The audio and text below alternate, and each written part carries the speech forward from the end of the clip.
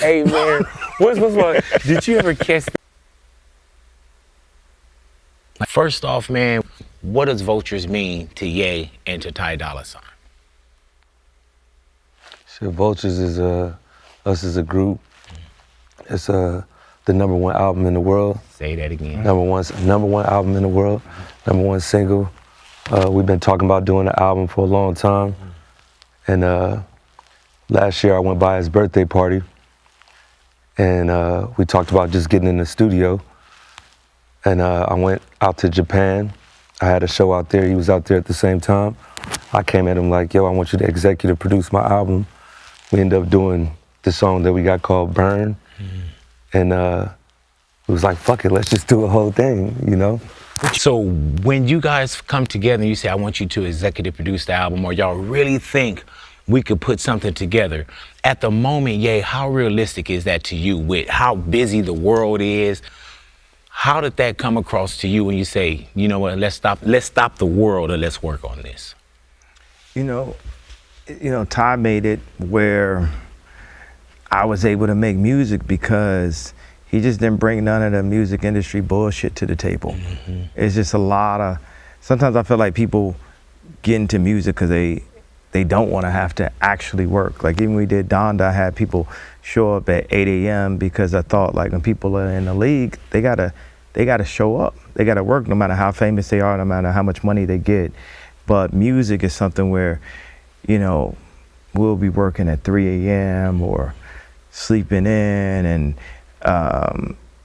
you know, I got to a point where I was, you know, recalibrating my whole life, frustrated with a lot of the positions I've been in, and you know, my focus over the past year and a half was the music, and then the clothing, mostly the shoes.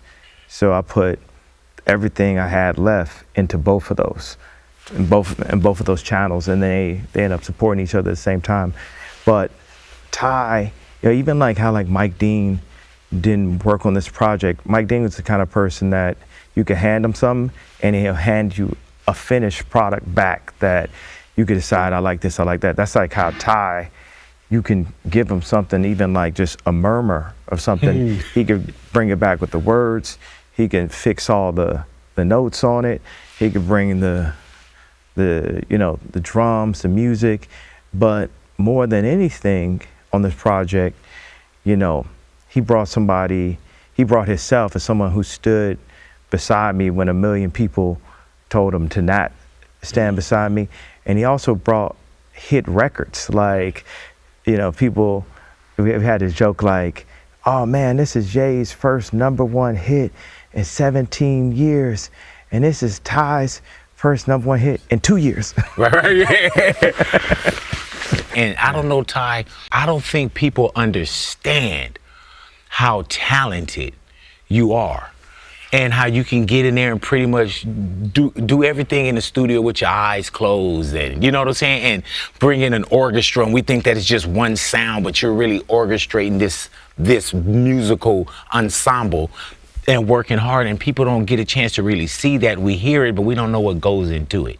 I just say you better ask somebody. Yeah, and if you don't ask, sometimes you got to tell people what you're doing and how great you do the things that you do. You know what I'm saying? The blood, sweat, and the real tears that go into making a project such as this. And the anointing, his, like you said, talent is like on some Prince. Like he can do what other people can do, and other people can't do what he could do. Like I can't play instruments. Right. I can't halfway even sing.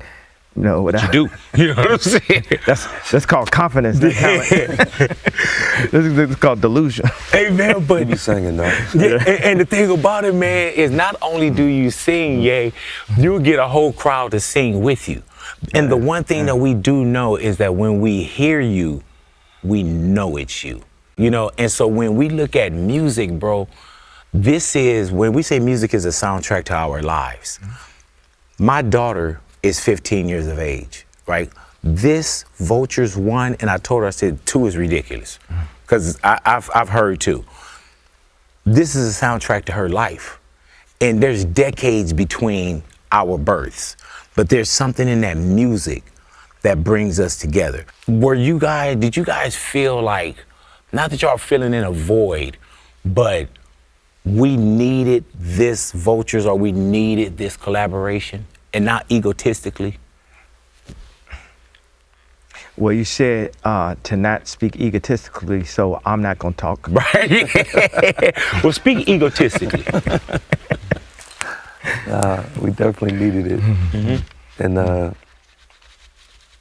yeah, I could play all the instruments, I could put all the stuff together, but come, in the studio with him, it was like taking it to a whole nother level, picking them parts. I'll come with a song, for instance, and the song will be fully done as far as I'm concerned.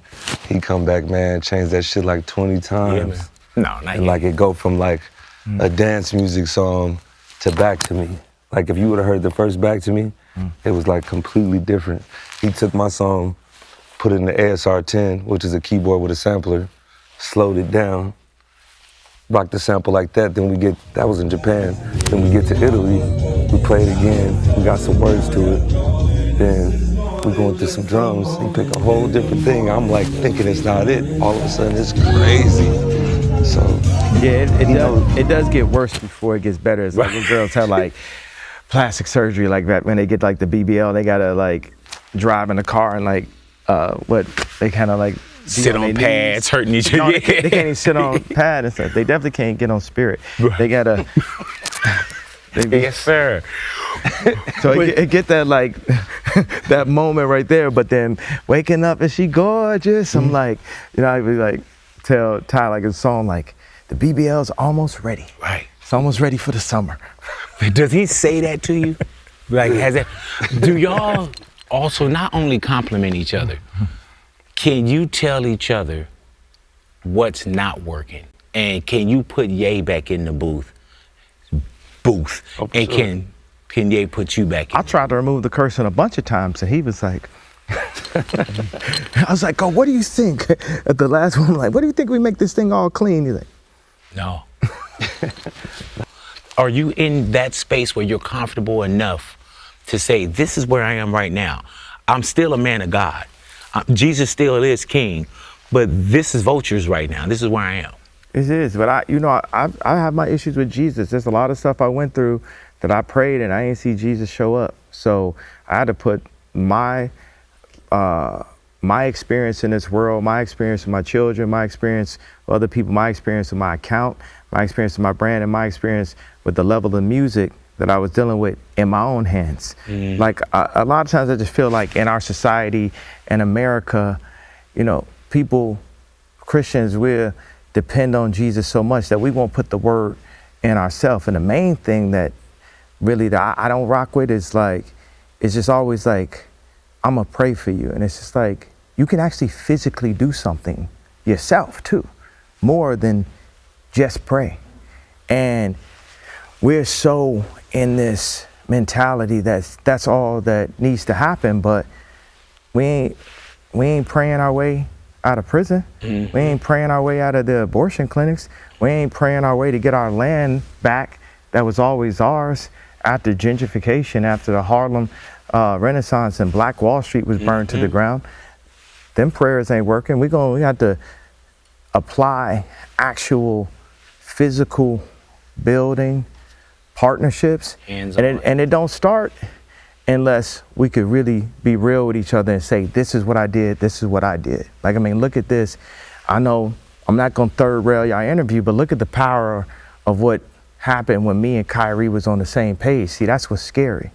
But what they do is they put us each in a silo and say, your grandmother gonna lose her crib, and this gonna, you know how many threats we've been dealt with? And I didn't pray my way through them threats either. I had to get up and do it myself. I had so much to do, I ain't had time to pray.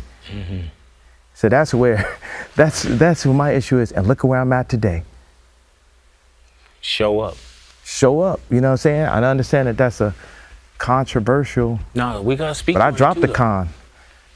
I remember sitting with North in Italy and playing her Back to Me and asking her, what do you think about this line in the middle of the song? And I was like, do you think I should change this? And she's like, you know, it's a good song. Sometimes I feel like my mom speaks through her. Wow. So I'm like, she's like, it's a good song. This is just a banger. Like, you gotta say what you feel. And the concept that, you know, the streaming companies have made a deal with the people that were in ownership of our contract and decided to give us, you know, a percentage of a penny. And people aren't getting paid properly, and you got people that are fans saying, oh, you know, I don't have the money for this, I don't have that. We used to just getting it for free, so they've lowered the value of what we do and what we make. Like our music, part of the reason why it's so much better is, like, obviously you got super mega talents, but it costs a lot to make this album too. We was in Saudi, Italy, flights, car service, strippers, you know, it was expensive. That had that. It's a lifestyle. Yeah. Yeah. And do you feel like, how will the album go out? You know what I'm saying? You made like, the next ones? Yeah. You know, we talked about like how a movie, like Dune, we went to go see Dune, and they'll keep that movie a month, 2 months before it goes to a Disney, streaming, Netflix, Hulu, or something like that. With our music, they acting like this ain't even luxury, like it don't deserve to have this moment where people who truly appreciate, the people come out to the theater, the people who, you know, talk about every line and want to hear it and see the, you know, see the listening sessions, those early adopters, like, it's just supposed to be like, just free. Like, even like, here's an example. Somebody I was working with put the album for $5 on my site. Everyone know my site at Yeezy.com is $20 for everything. Right. Then my album, like, this album costs millions of dollars to make, hardship, overcoming like personal threats to everyone that was on it. Like, people was threatening our lives, threatening our well-being, and actually not even playing with the money, canceling bank accounts. I got cousins whose Chase accounts got fired. This is real Black Mirror things that happen. So when it went #1, you know, I called different people I know, like, yo, you think Universal was capping my last albums ever since the Taylor Swift moment? And no one could deny that that was happening. Like, not showing real numbers and the power. Just limiting, turn it down, turn that boy down. That boy that went on stage and said Beyonce had the best video, turn that down. All the Lights is like number 28. All the Lights. It's a Runaway. You know, Niggas in Paris was not a #1 record. And then when the album came out, it's like they kept on taking it down, if you didn't notice. Yeah, And yeah. it went back up. And then it's like, when Carnival's #1 on Spotify, #1 on Apple, #1 on everything, something else went #1 on Billboard, you know? Yeah. And it took a while for that, but now we're #1 on everything. And you know, just look at I'm just talk billionaire math. Oh, I'm gonna leave. No, go ahead. You know, it's like, I looked at the math. When I went to Adidas, they wasn't giving me a percentage at Nike. I went to Adidas, I looked at that math. Now I'm looking at just the conversion rates. Like, we dropped the pods at $200 right before Christmas, and we got like 3,000 sales, and between the merch maybe made $1 million that one day on that website, which is low for the amount of sales and the audience that we had with the Yeezys.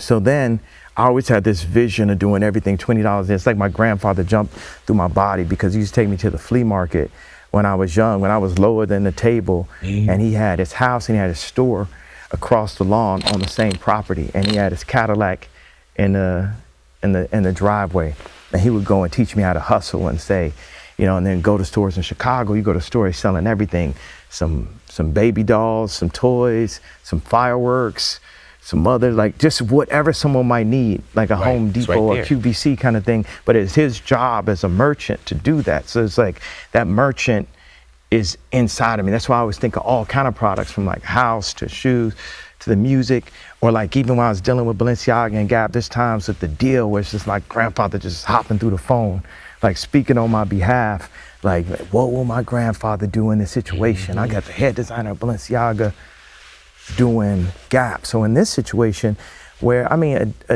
Apple, you know, I ain't never met with Tim Cook. They always send Larry Jackson or Eddie Q or Ebro to come talk to you and so. And I'm like, bro, I'm Steve. How I ain't gonna meet with? I'm the new Steve. How I'm not gonna meet with Tim Cook? You was employed to Steve. I'm Steve. So, and of this music game, I am, but not under Lucian. You know what I'm saying? I done invented every style of music of the past 20 years. I created the genre. I created weekend genre, Trav, Drake. You know, I'm going to say, with all love, Future and Thug also, because the Auto-Tune album, 808s, if you think about it, no one think about it. Everybody think about Trav, Weekend, and Drake, but no one thinks about Future and Thug also, the Auto-Tune album. Now, everyone, they added what it was to it, but here's a new genre. It's called making your own money genre. And this music is called, like, take that middleman out, because they ain't giving us money, they giving us acknowledgement. I don't want your acknowledgement. And I went so far past any level of acknowledgement. You know, I was banished, I was exiled, I was canceled multiple times. So what, I done had like my kids not show up to Sunday service right in front of everybody. And you know what I mean? Like I'm crying to see my daughter, and all of the usual suspects, the handlers, Dave Chappelle, Meek Mills, Diddy, all these people aren't in position. Now for us as celebrities, they got to call and put a leash on him. What we gonna do with Ye? He delusional, that's the best. Dave, give him a call. Diddy, give him a call. Tell him we ain't like the t-shirt. Tell him like right now the agenda is, this is the voting agenda for the celebrities, for the black. Make them do exactly what LeBron would do. Make them do exactly what Drake would do. And y'all know my stance on this. I wanna say something about the number one. What's so good is the fuck you of it. And for everybody that's working at a normal ass job, like a fast food restaurant, or somebody girlfriend that left them for some nigga with more money or whatever the fuck it is, all nigga wanna do is just like pull up in that, so they can pull up right in front of this bitch and be like, fuck you. Now I just pulled up on everybody from last year cancellation, like, fuck all you niggas, fuck you, fuck your mom, fuck you, fuck you. It's fuck everyone about this bitch. Like, can't nobody tell me shit. La. Wait till and you got the money, right? You know what's so cool about that? Because niggas like Aiden Ross had to apologize. I have a stream that I wish that I did at the time that I turned down was Kanye. No way. What happened there? 2022, I had Ye. He was ready to do a stream, and I said no because I was on Twitch. Twitch would have banned me. That was when I was afraid of cancel culture. Now, I'd be like, fuck it, come on, Kick, yeah, let's do it. But he's not interested anymore? I tried. I don't think he's gonna do it yet. How many niggas went number one and never made $1 billion? Drake still ain't made $1 billion. This is as big as our Bad Bunny. They not gonna set that man Bad Bunny up to make $1 billion. They're gonna give him the same pack that they gave Drake. That Lucian pack, whatever it is. Everybody that does music, maybe this is not a outside, but anyone in the music industry knows that Drake and Bad Bunny got that same, you know, that push. We're gonna push this radio. We're gonna push this. We're gonna push that. And that pack was removed from me, you know, ever since the Taylor Swift thing. So to hit this number one is such a fuck you. Fuck that nigga at the gate that asked you for an ID. You the face of this shit. Right. You the face of this building. Big boy, can I see your ID? I said, nigga, that's why I hate America. Right. Hey man, and when we pulled up, he was like, he asked you for your ID. I'm like, he pulling you over like you a cop. Like every time a nigga had a nice car, nigga, what's the point of getting a car that go 160 miles per hour in Chicago when you got to drive even slower because they're gonna constantly pulling you over for being in the car. You know what I'm saying? That's where we are, 2024 today. Now take this interview, as always, play this shit in 2034 and see was this shit factual. Now they putting up like 80% of the fans won't buy the album. Are you sure it's $20? I got 20 million Instagram follow, and that's cap. You know, it's like niggas walking around with 500 million. They ain't that much more famous than me. So, but if you just take the conversion rate, 5% of that 20 million would be 1 million records. Think about this. They be having. I don't play wax. No knock to the fans. It's beautiful to do. Got the fuck Adidas record and everything, but I don't play records. I don't play CDs. So we be spending half our time as artists focus on the music, the other half trying to do the Trav and Taylor Swift numbers. What amount of work? And then Adele or whoever, they got a hand in the album this much early, and it's all for the accolades. The numbers is not really adding up to real financial numbers, and it's not converting really the amount of fans they have. So say I get a 5% conversion rate on my Instagram followers, what's that gonna mean to Taylor Swift or somebody? What's that gonna mean to people with like 500 million in Instagram followers? You know what I'm saying? They try to pit me against Taylor Swift, me against whoever in the music industry, and it's like, yeah, get that man talking back and forth on the phone with Dave Chappelle. Get that man like making songs, sub songs to Drake. Get that man, say Taylor Swift kicked him out, or Shaq said this, and now I'm just like, man, I'm here for everybody in this lifetime. I feel like a lot of the shit that like the you-know-who's do with our contracts and shit just come from fear of losing control. And mugs just don't play fair. They put information in there, they pay off the lawyers, and they put you in a situation where you ain't gonna make no money from it. But now you got TikTok, you got streaming. Everyone's afraid of how they gonna still support their families. Right. And there's some kind of like simpler way through honesty, which is hard, but engineering to make, people say you can't make everybody happy, but I've seen situations where a song makes everybody happy. Was anybody telling you like, man, don't do this album? Why would you guys as well? They was telling Free Ty Dolla the whole project. There was a Free Ty Dolla, like let him out the. My homies at the label was like, Really? "Man, let this man kidnap you, man. Free Ty Dolla." They all laughing and shit. And then my manager Manny told him like, "Yo, when that shit go #1, I want to see the same energy." You feel me? Right. I wasn't tripping. I knew what I was doing. I knew what we was gonna do. And a lot of shit just be drama. People could tell you anything, Right. you know.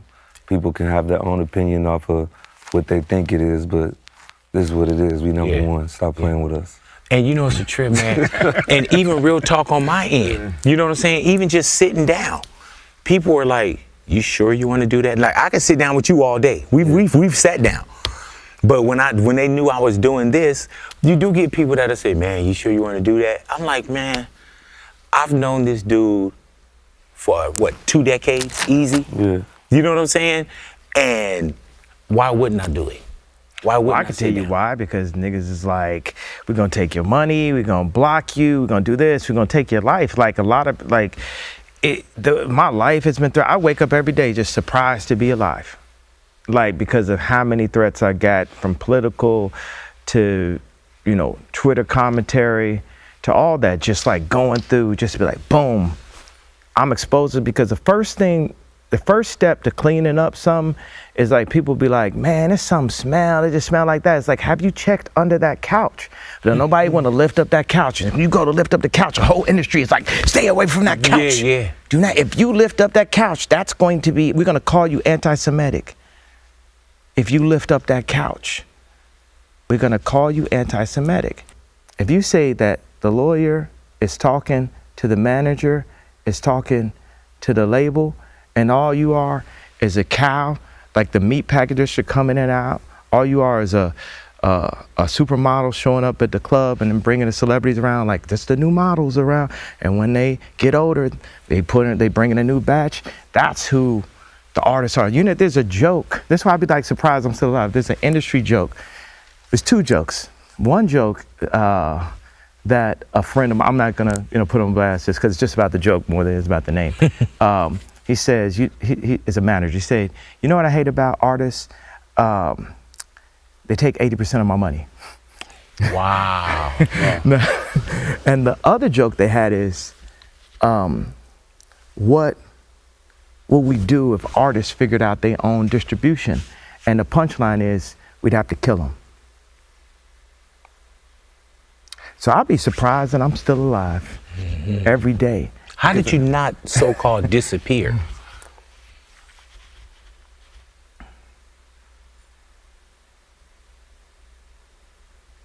Like, because that's a hell of a fight. Because I'm God. And anyone that disagree, I'm the God of me, and you can't tell me who I am. I can't tell y'all. I could tell y'all. It's y'all job to listen. I'm the God of me. I don't know if I'm in heaven already and shit. I got number one from that. For all you know, I might be on like a fourth dimension version of the lifestyle. You know, I don't know. Like I said, I must have died in this accident. It must be heaven. I feel like, you know, there's people, tech guys and shit like Shervin or Elon. Elon always says, whatever would be the funniest outcome is what should happen. He's just thinking like, what is the most insane version of something? And that's the version that should happen. My boy Shervin said, God or alien or universal, whatever happens, it feels like victory favors the brave.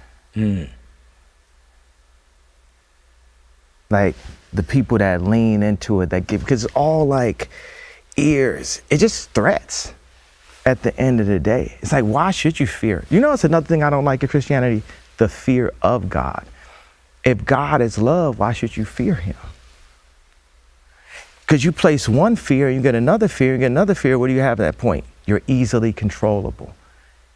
You're easily sellable. You're easily contracted because you have this fear on you. Like, everybody gonna die eventually, but I'm gonna live my entire life with zero fear. Fear of a contract, fear of perception, fear of getting my black card denied. Fear. I'm not gonna jump in front of a train. Right. You know, I'm fried at this point. Fuck every label, fuck every contract, fuck any type of phone calls. We number one. It's fuck everybody. You better not bring your bitch around. Right. And what do you think numbers? What do you think vultures 2 and 3 There's look gonna like? be more fuck yous. Yeah. Okay. Do you shield your baby girl from the tuition into the school of experience that you paid with the business? Man, you know what's so beautiful about just the timing? The fact that I done figured out at least some aspect of the label. She ain't gotta sell her name and her rights, and she can communicate directly with her fan base. She got a huge, she run the grammar schools. She definitely a #1 artist in all her age bracket. And I just Hell, be my like, age bracket. there you go. Right. I'm like, let me look at them contracts, and we gotta simplify the contracts. That them contracts is in Yiddish, and we don't really know who we are. We so separated. You know, Ty Dolla got Indian in his family. My grandmother's named Chick. She was half Indian. But when was the last time you heard of that? Oh, was that politically incorrect to say Indian? I got Indian. I can say Indian.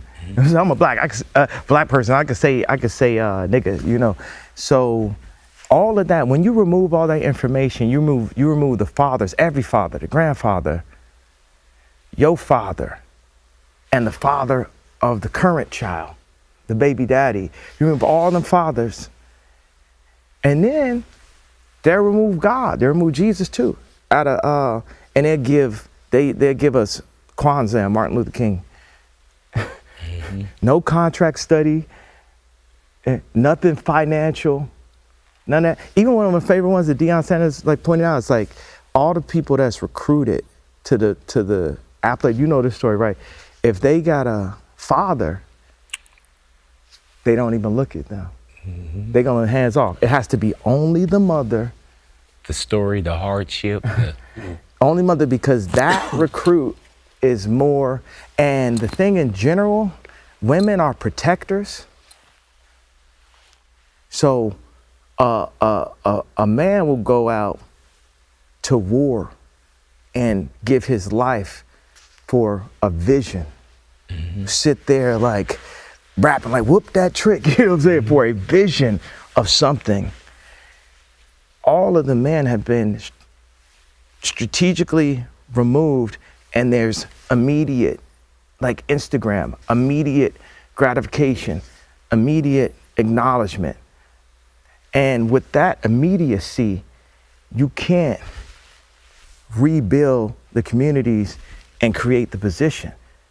When the you-know-whos give us the contract, it's not immediate, it's 7 years, it's 10 years, it's a lifetime. And I'm gonna provide things for y'all that simplify these contracts.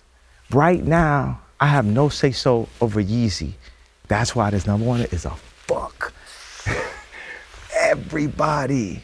Yo, you know one of the greatest things that we in World War III. Instagram is World War III. It's digital. We exist in the mental and the meta. We have a famous one. Instagram got your bitch. You know what I'm saying? Rappers be talking about, I got your bitch. Instagram got your bitch. Instagram got your bitch. You ain't got your Instagram, got all y'all, because they going to do it for the gram before they do it to you. They going to send a picture to the gram, but they send it to you. We already existing in World War III. It's a digital meta mind war. And everybody's like, well, I want you to be smiling in your photo. Nigga, we are in war right now. 50% of black deaths is abortion. We kill ourselves. That's psychological warfare. We don't buy no land.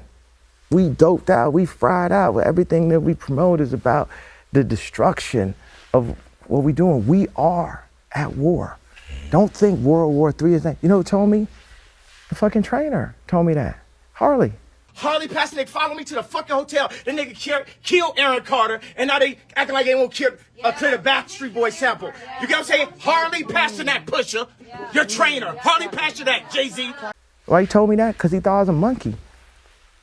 He thought I wouldn't understand what he was saying. He thought he was talking to a chimpanzee because he an MK Ultra educated person, and I'm a college dropout that dedicated my life to art and music. But there's some kind of gut, sight beyond sight. There's leaders, chiefs, kings. Why do you think so many rappers be called kings? They call kings because they are truly that, but our kingdom has been sold by contracts. Look, I know y'all want to say something positive right now, man. Let's talk about like Shit, man, I told you this is the conversation, but I was asking about even with North and elementary school dropout. You gave us college dropout, which was, amazing for us. How close to your daughters, really, in not just in fatherhood, but in business, will y'all remain next to your babies so they don't have to go through? I feel like as a father, you gotta whatever you learn, teach, If you don't do that, you ain't a good father. What about with North as well? She gonna be like, them, with them 4 kids right there, I'm working on more kids, but with them 4 kids right there, it's like, the first 2 got to see and know they daddy. They got to know a black person that wasn't only an employee. That dynamic is so, the effect that it has on the meta stage of stage of a child's life between 5 and 12, to only see your color as an employee and never see your color, because you're taught the color in the school. They wouldn't even be knowing it was about a color unless that was taught to you. So I will say color because it's taught. This is red, is this, everybody. The effect that it has to not see a person of your color be able to make a final decision will make you feel that you're never able to make a final decision. I asked North, I said, how many times are you in a situation where it's people that don't look like you telling you how you need to sell something to people that look like you? If I was a farmer or a cow herder or like a hunter, if I took my 10-year-old out, I gotta show him where the snakes is. I gotta show him him or her how to protect themselves.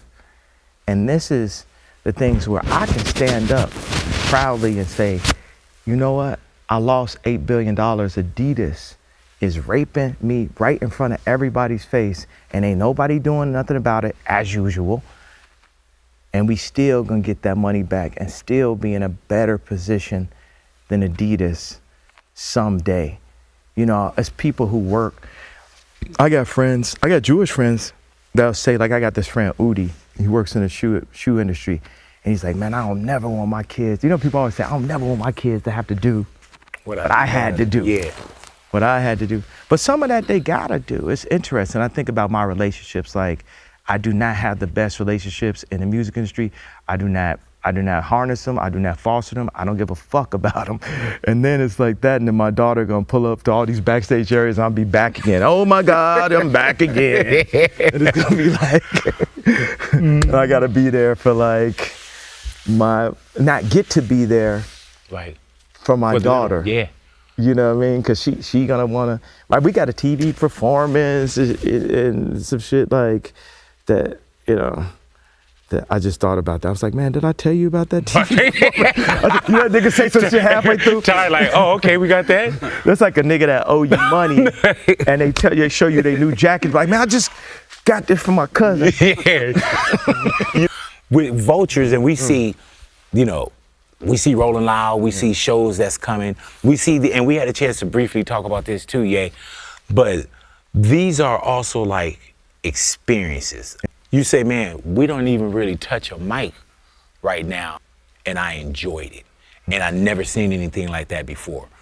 Is that what those experiences are right now? It's not just getting on stage, check, and doing the song.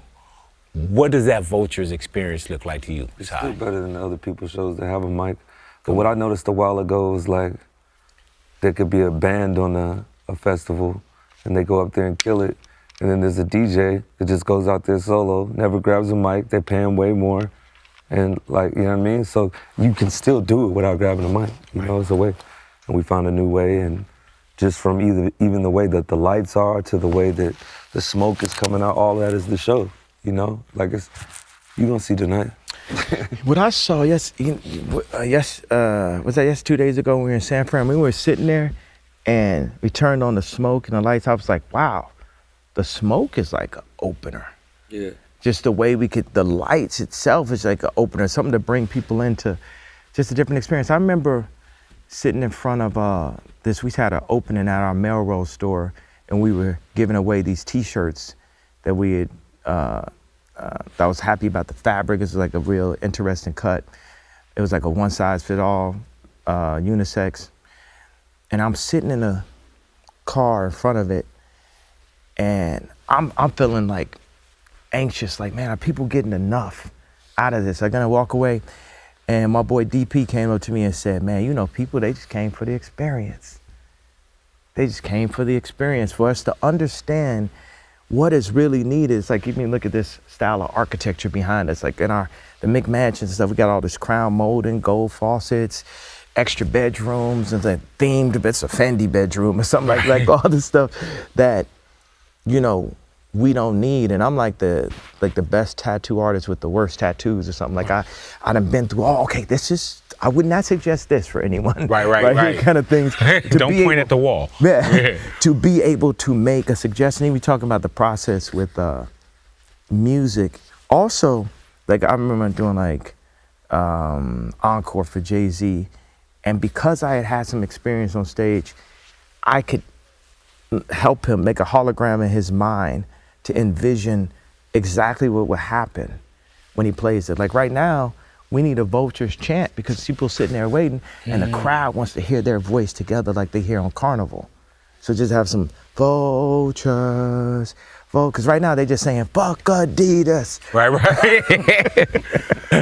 Hey man, when you hear that, right, and you see that there is a support, and even if it is, you know, fuck Adidas, you know what I'm saying? When you see that,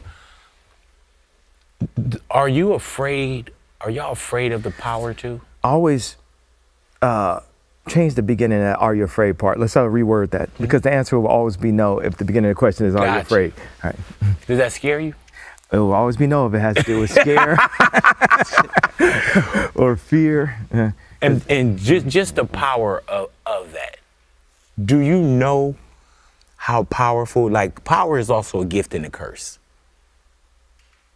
Do you know how powerful you guys are?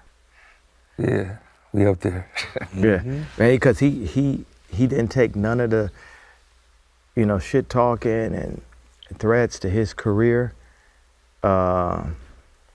and won.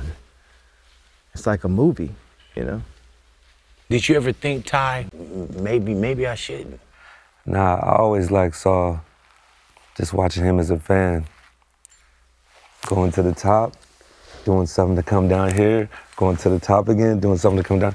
And every time you go back to the top, everybody starts sucking dick again. So I already knew it was gonna happen, you know? Now I'm swinging my dick. Right, yeah. Now we've seen Playboy, we've seen Rich the Kid, which I fucking love.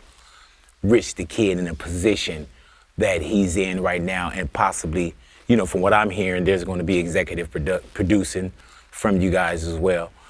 But what's next on 2 and 3? With features and shit like that, how I look at it, I don't know what he thinks, but I always looked at features and how I use features is the same way I would use a drum sound, or I would use a bass sound, or a synth sound, or whatever, you know, whatever fits the song. That's what I'm gonna call, whatever frequency they got that I feel that would match the song. That's how, you know what I'm saying? With Rich, it was like we was in Saudi. He called me, he was like, I'm in Dubai, what's up, what y'all got going? I'm like, we just out here recording this shit. He was like, I got an off day. I'm like, pull up. He pulled up. We got all these different villas in the city called Alula. He comes in my room. We do 2 songs that day. 2 of them is, one of them is Carnival. I was hesitant playing Carnival for him because at the time he was like, no hi-hats on the whole album, no 808s on the whole album. Yeah. Right? And this song was fully turned up. So it wasn't until we got to Vegas where we pressed play and he loved it. Immediately got on the mic, did his verse, which is one of my favorite verses.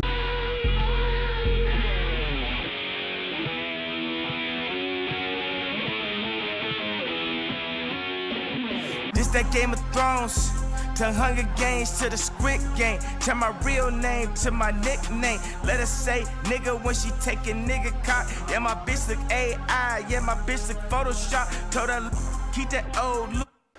And then it went from that to taking the beat, changing the whole melody to where he laid this crazy one.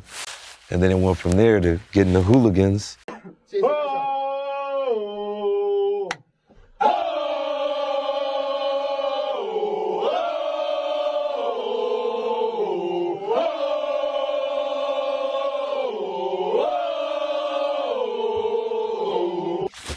To do that part, and then Cardi got on the record, and now it's like something new.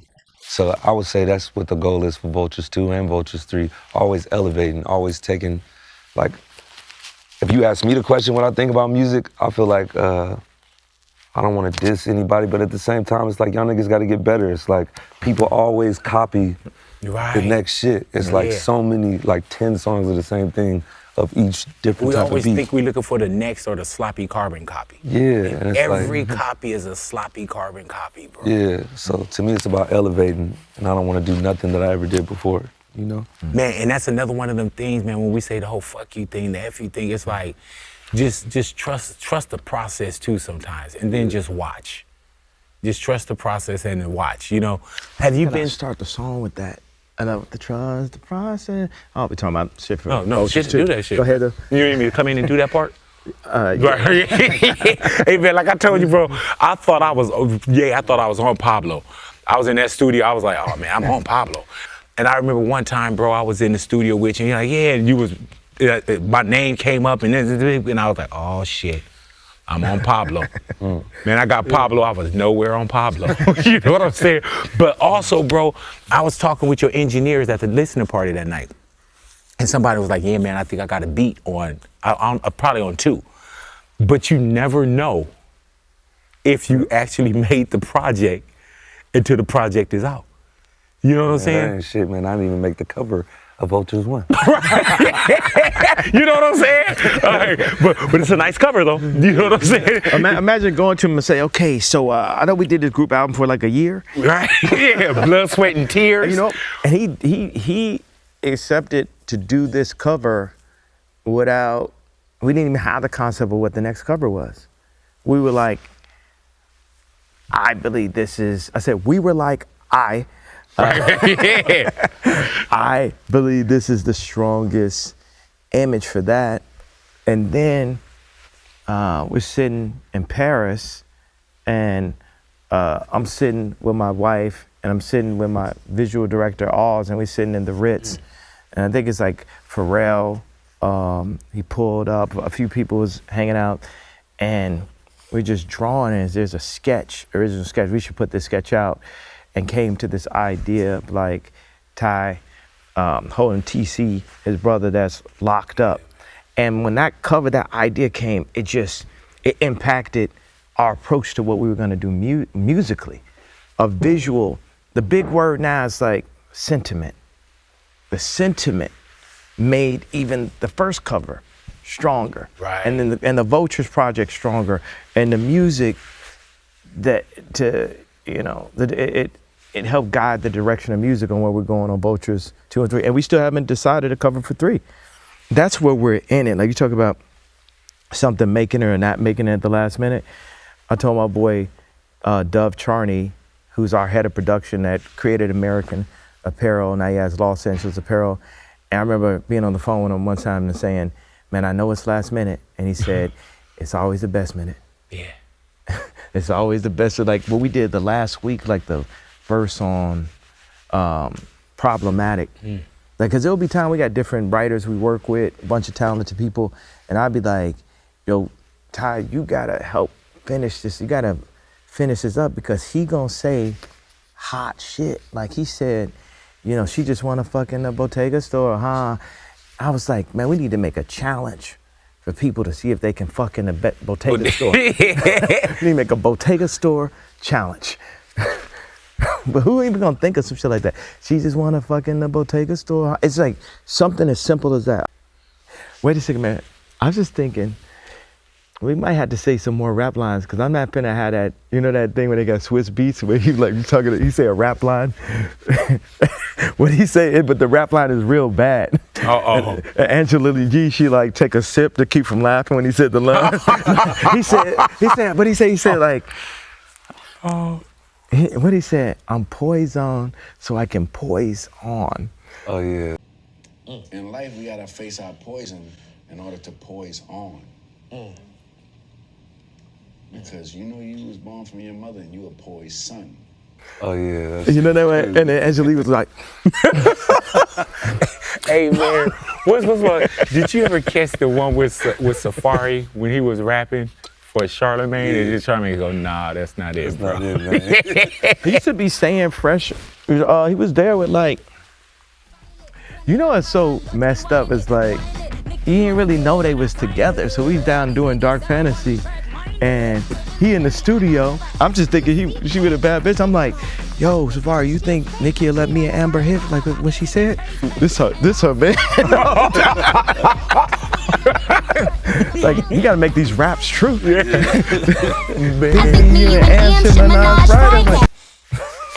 Hey bro, I can't wait to see what's next. It was very necessary for us to sit down, bro. This felt so good. I appreciate now, Ty, bro, you know, I appreciate y'all, man. Thank y'all for giving me this chance and this opportunity to just sit down. And I know y'all could have sat down with anyone in the world. And I mean, because that's what I'm telling you, bro. Like, there's times when I look up and y'all treat the world like it's fucking a city over. I look up and you guys are like, oh yeah, man, you know, they're right here and you just flew in from Italy. You flew in from Paris. So y'all could have really been anywhere in the world, bro, and sat with anyone. And I thank you guys for sitting down with me, man. This is my 30-year anniversary. You guys made this so special to me. This is like my kickoff, like my real kickoff interview for like my 30th year, bro. And I couldn't think of anyone else to sit down with, and this one made sense. You know what I'm saying? So let's continue to shock the world, bro. And I would say I appreciate you, and I appreciate Doc. He over there, you know. Yes, sir. So I appreciate both y'all. Man, do you remember one time I was at a you was calling me, and I was looking down, I was like, oh shit, yay, damn, yay. I answered the phone, and I'm at Coachella, and you hear, and you like, Big, I need you out here. I'm like, where you at? He was like, man, I'm in Africa. I'm like, you in Africa? I'm like, bro, I'm at Coachella. You know what I'm saying? He's like, nah, I need you out here. I'm like, yay. I can't go to Africa. You're like, I'm gonna put a plane and come on out here. And I'm like, bro, to Africa? I don't have nothing. I'm saying everything not to go. I'm not packed. We'll shop when you get here. You know what I'm saying? Like, I got a plane, man. Other motherfuckers, like Ani, everybody was like, oh, I would have jumped on that plane. You know what I'm saying? No, I didn't go. But you know what that is too, bro? Yeah. That's what you're talking about right now too, man. And no disrespect, Doc, that's the freedom. Now, I didn't want to leave my family, but that's the freedom of not being able to go because I had to be at work. Okay, can I just sit in this seat right now? I'm gonna just change seats right now, and I'm gonna be you from what you just said. Okay. I just want to say, you know, I sat down with Ye, and I want to just tell all y'all niggas here, fuck all of y'all. I'm headed to Africa. Hello, man. I appreciate you, bro. Leave it up here. Yay. $. There it is, y'all. Boom. What did y'all learn today? A lot of shit.